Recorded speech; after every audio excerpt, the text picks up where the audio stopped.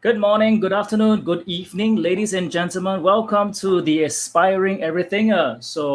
Today for this show, I'm actually going to be talking about the four traps to avoid in public speaking. I wanted to talk about this particular topic, okay, simply because I share with some of you that I actually want to create a product. I want to create something with regards to public speaking. So one of the things I came about was actually some of these traps that we need to avoid. Now, other than this, the other thing that I want to do actually for this particular thing is something new as well, which is to try to aim to keep all these different sharings I have in under 20 minutes. Why 20 minutes? The reason for that is because when it comes to sharing online information online, a lot of people are very protective of their time. And not only that, when it comes to what when people they actually watch a video, one of the things they actually use to determine how much whether they will actually watch it or not, other than the topic of it and whether there's captions or not. The other thing is actually do they see how long will the video be. All right, and that's perfectly normal. That's perfectly normal. So one of the things which I saw, one of the things I've learned is that when you're doing a speech, when doing a public speaking, one of the things you want to try to do is try to keep it under 20 minutes, because it's what do you call it, it's long enough for you to share what you need to share, but not too short that you can't say anything. So 20 minutes seems to be the sweet spot about what anybody wants to share about their particular topic. And that's what I'm going to try to aim to do today. It'll be a new challenge for me as well. I haven't actually set a timer for myself other than 1 hour. But I decided today I'm not going to do a 1 hour talk, because I don't think anybody is going to be interested in a 1 hour talk. I'm just going to be sharing in 20 minutes exactly what I've learned from this book. All right. So I'm going to share with what are the four traps in public speaking. But before that, I just made something new. I hope you really enjoy it. This is what I made.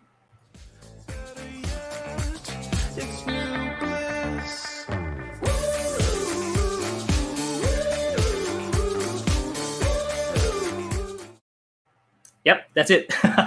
I just made that today earlier, just before this, and I had a lot of fun. Anyway, coming back to this particular topic over here. So, and for those of you who are watching with me, live right now, please comment so that I know you're live with me, or if you put a hashtag replay so that I know you're watching this on the replay. I want to know just how many people are actually watching this either on a live or replay. That if you're watching this on the replay, please let me know your replay so that it's just good statistics for me to see. Anyway, coming back, okay, about what this is about. All right. So the book that I was reading was actually by Chris Anderson, TED Talks. So of course, when it comes to this entire world right now, okay, I wouldn't say the entire world. When it comes to public speaking, TED Talks is one of the best standards, I would say, when it comes to sharing information about public speaking. All right, or it's not the best. Is okay. Let me rephrase that. Okay, let me see. I have a question from here. This is about what's happening in social media, internet in general, or literally public speaking is in speaking before audiences. Hey, JR, thanks for that. So this is actually about public speaking in general. But what I'm going to share about the four things in this particular video will apply to any of them, because when you're talking about social media and we're talking about the internet, you do keep it very short. But when you're doing a video like this, you tend to want to have a few things. For example, I learned from one of my mentors right now is that you want to have a very clear title at the top and you want to have captions at the bottom. So that's what you do when you're creating social media videos. And the reason for that is because most people, when they watch videos online these days, they are actually watching without video. I think most you're a video guy, so you know that. But for most people who are actually creating video, they actually don't know that. So it is important that when we are creating videos online for social media and internet, we want to make sure that we have that in place. But if you're talking about public speaking before audiences, or even if you're doing a live video or doing a recorded video, these are the four things which I find also apply to any of the circumstances. Okay, so I hope this will be very useful to you, JR, and any one of you who are watching. Okay, so again, thanks so much for tuning in live with me, JR. Okay, so coming back to what is the like a Black Mirror episode. I don't know which episode, but in particular, actually, there's a lot of episodes. I haven't actually finished watching it. But anyway, coming back, I have to. I'm trying to finish this in 20 minutes, and I'm sure I'll be able to finish in 20 minutes. But okay. So let me just share with you what this is. Now, if at any point in time you feel that there's a good point, just feel free to give me a support, a like or whatever. All right.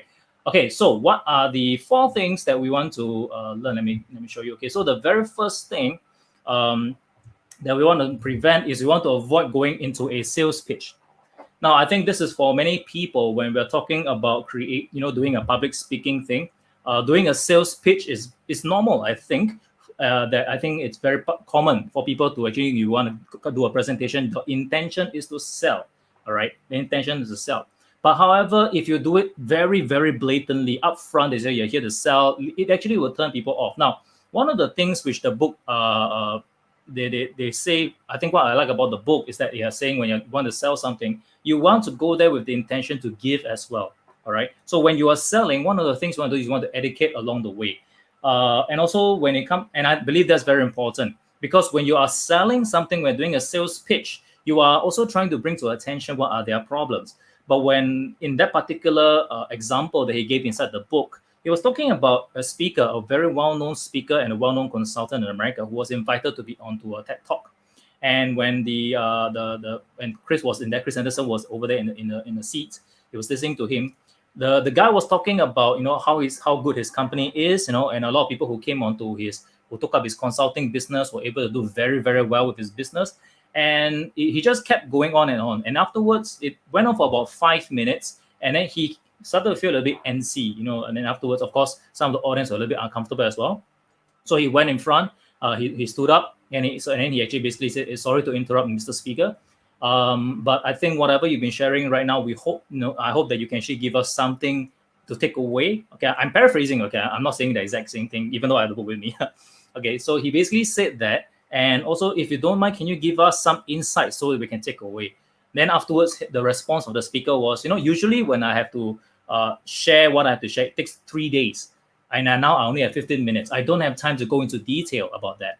And I have to say, hey, but after Chris said something along the lines, you are the professional here, you are the expert here. Surely you can give us a teaser, okay, within this 15 minutes. And then afterwards, just give us some good value, right? So along that line. So when he actually asked the first question, there was there was some nervous applause. There was there was awkward silence, of course.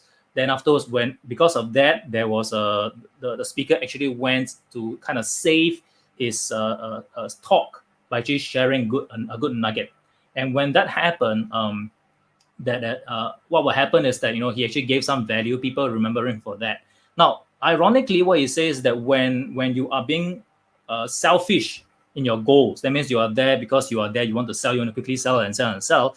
You actually lose out because, and not only do you lose out, this my take is that not only do you lose out, the audience as well loses out, because when the audience is there to listen, they're sitting down, they're giving you a time, they are actually there to listen, to learn from you as well. And if you're doing a pitch fest, if you're there to sell immediately, they get nothing. The audience, the audience gets nothing, the listener gets nothing, and the speaker who is hoping to sell something may not get the sale as well, because first of all, it is a clear pitch.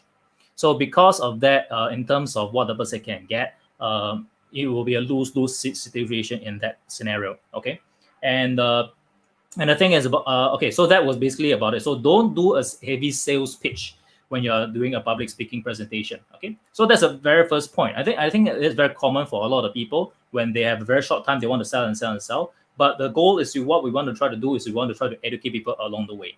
All right, so that's the second thing. So what's the second thing over here, which is something I'm learning as well, is the ramble.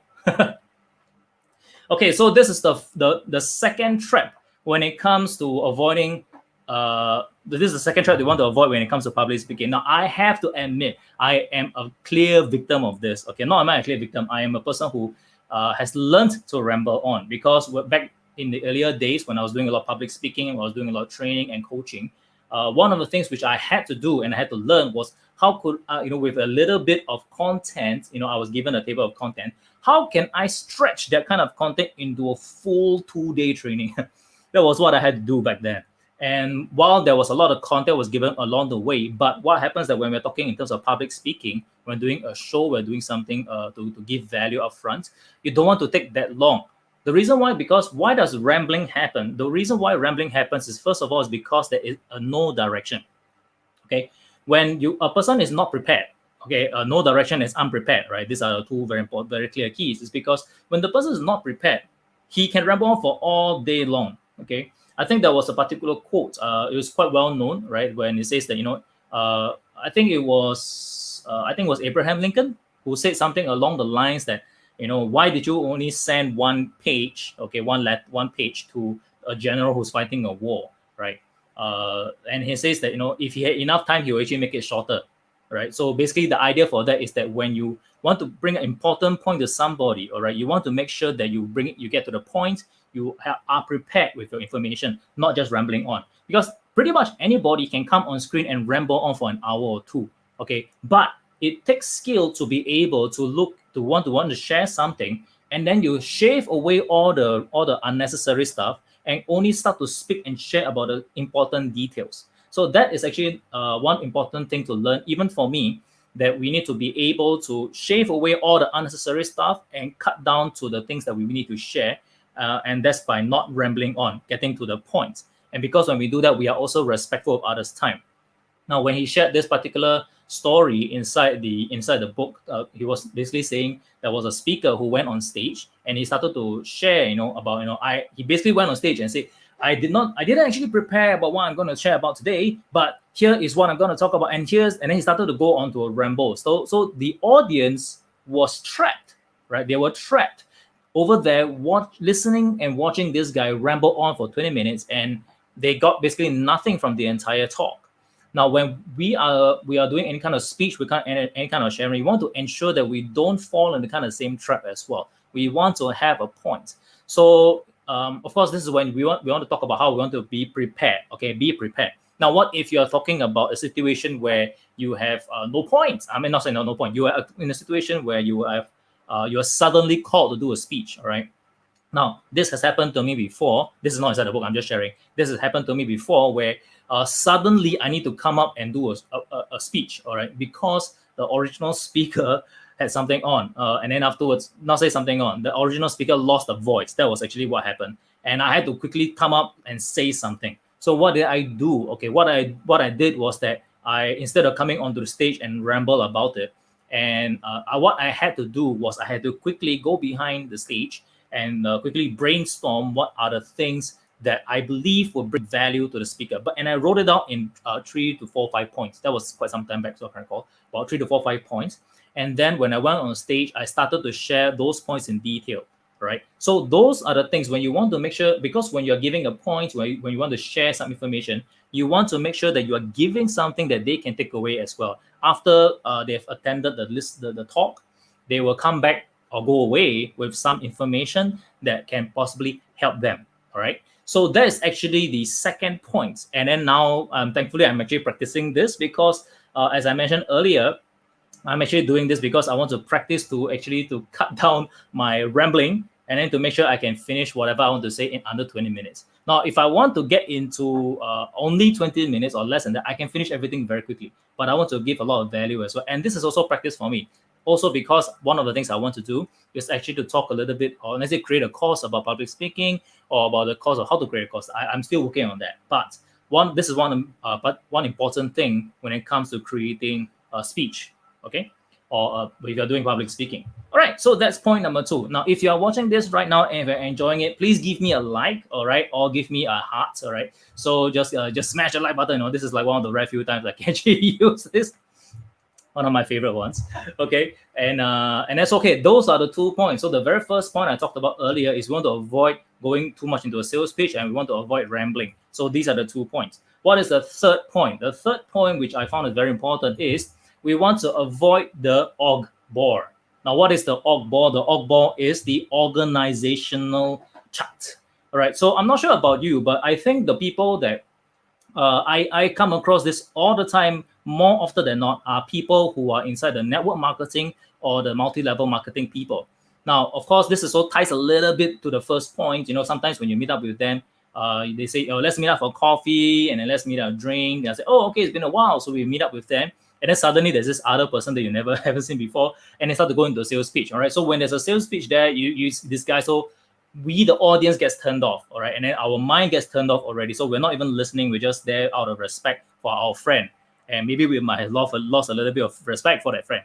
But coming back, point 3 about this, the reason I say this is because I believe a lot of people are victims, unwilling victims when it comes to this kind of situation. So when any of us who get a call from a friend they haven't heard for a while, okay, now I'm doing this. The newer people are doing this, right? The older people are using this. When they get a call from anyone they haven't met for a while, they say, "Hey, let's meet up." And afterwards, the first thing you think about is this guy or girl trying to sell me something, right? Either trying to get me to buy some insurance or trying to get me into some network marketing things, MLM things. So that is a very common thing that we're experiencing these days. All right. So again, let me come back again.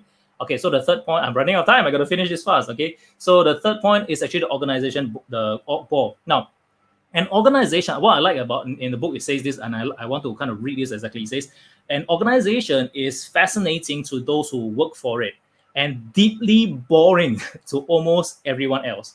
Okay, and I agree with that statement wholeheartedly, because when you go into when you start a presentation and start to share about, the company is doing very well, and afterwards, the company is doing this and that. After, let me show you the leader of this, and he has spent a lot of years in this and that, etc., etc.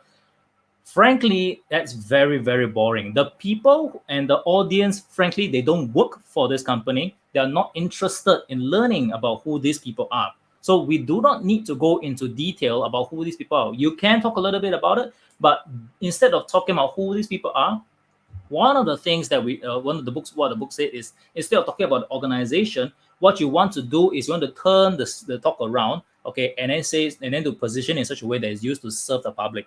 Why? So the first point I was talking about, right, was a situation, that the company is doing very well. This CEO of this has spent many years in blah blah blah. It's a very self-serving model where the person just talking about how good they are, whatever success they had. But if you turn the whole story around, you can use the same story, but you turn the angle around, and then what you're talking about is, because the company has realized that the world there's a lot of sick people in this world, and therefore this particular guy came out, and after he started to do a lot of research, etc., and then so using that story is a little bit better compared to talking about the whole situation, what he has done or whatsoever. All right, so that's one of the things. Point number 3, when the third trap we want to avoid. Okay, so we want to avoid going into the organizational boredom. Just keep talking about how good the company is, or every single thing that you have done. All right. Point number 4 is, this is something that the author actually did not want to include. It is actually the inspirational performance.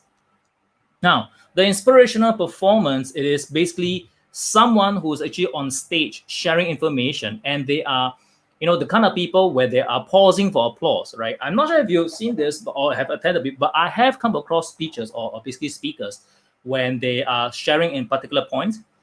They go on stage, they share a particular point. Hey, did you like what I just shared? If you do, give an applause. And afterwards, they will wait for applause. And there's not much applause. Come on, you can do better. And then they get people to applause. Yay, okay, we clap for you. We clap because you just say you clap. And afterwards, and as the talk goes on, that habit keeps coming up. That request keeps coming up. It says, then afterwards, he or she may make a joke that's not really funny, okay? And he is like, hey, funny or not? Laugh, come on, laugh, So that kind of thing, what happens is that when you are trying to become an inspirational effect, okay, that actually has an adverse effect on the speaker as well. Okay, so now when you're doing something like this, sometimes you can get people who are interested. However, one of the things when it comes to the things that we want to avoid, right, is that we want to avoid desiring the audience adoration. Okay, we don't really need the audience to adore us. Wow, he's such a good speaker. He's so amazing. We don't really need to do something like that, because when you're able to give value to the audience, to the audience as a speaker, all right, the appreciation will come naturally. You don't naturally know to keep calling for adoration. Come, thank me, come. That's the kind of thing that you need to avoid as a speaker. Okay. Now, one of the things actually, I think the book, one of the underlining themes. I haven't finished the book, but one of the underlining things I read so far is that the content of what you want to share, it has to be more important than the way you deliver it. Okay. Now, when it comes to that aspect, okay, when you want to share the content, the information that you want to share out there, of course, the content is very, very important. However, there's a lot of people in this world right now, they actually don't know how to do the delivery part. Those who go towards the TED Talk people tend to be people who are very good in the delivery, because they have a certain style. They have, like, when they are speaking, they have a certain charisma, they have a certain flair that gets a lot of people engaged. So because of that, yeah, correct, you are completely right, they are seeking approval. So because of that, when they had a certain flair, there's a certain style of speaking, and then they want to, come on guys, you like what I'm showing? After this, when they do something like that, what can happen is that the whole experience dies down. Okay, the whole experience actually gets watered down.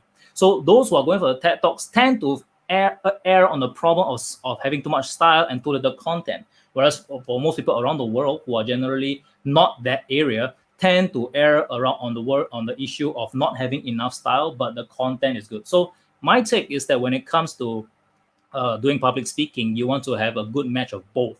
You want to make sure that your content is good, and you want to make sure that you have the proper delivery style. So this two, if you have this two, it makes a very good way well, let me say that. If you have a good content and you have good delivery style, okay, it will be able to help your message gets delivered across to the audience much better. Okay, so basically those are the 4 points. Let me just recap what are the 4 points. The first point is you want to avoid going into too much of a sales pitch. Okay, and then the second point, you want to avoid rambling on about what you are talking about. Third point you want to avoid is you do not want to go into organization bore and start to bore your audience about what your organization is. And the fourth thing you want to avoid is getting into an inspirational performance to try to win some votes simply because you are very good in your delivery style. While that has certain value inside there, it can be a very inspirational thing, but at the end of the day, the person goes back home, the audience goes back home without having a takeaway. That would have been a waste of time. All right. So speaking about time, I have finished my time, and those are the 4 points. I have just overshot it by just about a little bit. So I hope you guys have enjoyed this particular sharing. All right, this is an experiment that I want to try for myself. And for the next few weeks, or maybe for the next few days, I might just carry on this experimental route. All right, to share a little bit about different things I've learned, and also to color it with my own experiences and my own context. Okay. So with that being said, that's all I have to share. I know right now there's a few more people tuning in, but I have come to the end. Thank you so much for tuning in. So if you have any comments, please feel free to leave them down below. Let me know if you're watching this on live or you're watching this on replay. So do a hashtag live or hashtag replay. Okay, so I appreciate it. Thank you, Wayne. Thank you for watching this as well. Appreciate it. You have always been a constant supporter. Thank you very much. Okay. So yes, so those are the 4 points, the 4 traps to avoid if you are doing public speaking. And to kind of address, I know I spent a little bit more time, kind of address what JR was talking about earlier. I believe these are the 4 points when you're going on a video, whether it's on social media or on the internet. We also want to avoid these 4 things because people's time are very important. And we want to avoid the sales pitch straight up front because nobody really knows you, right? So we don't go straight into the sales pitch just yet. Okay. We don't want to ramble on because if we ramble on, people are going to turn off very quickly. We want to make sure that we don't go into organization talk. Pointless for that. And we don't want to make it an inspirational performance. We want to try to motivate them because, frankly speaking, not the right time for that. Okay, so that's all I have to say. Thank you, JR. Appreciate you. And I thank you as well for coming in. That's all for now. And I will see you next time. And let me just try to turn off this different stuff and do my outro. That's my outro. Okay. This is what I have. Okay, see you guys. Not a smooth talker, under pressure. Sweaty palms ain't making it much better. Something about you feels so special. Pretty over from the minute that I met you.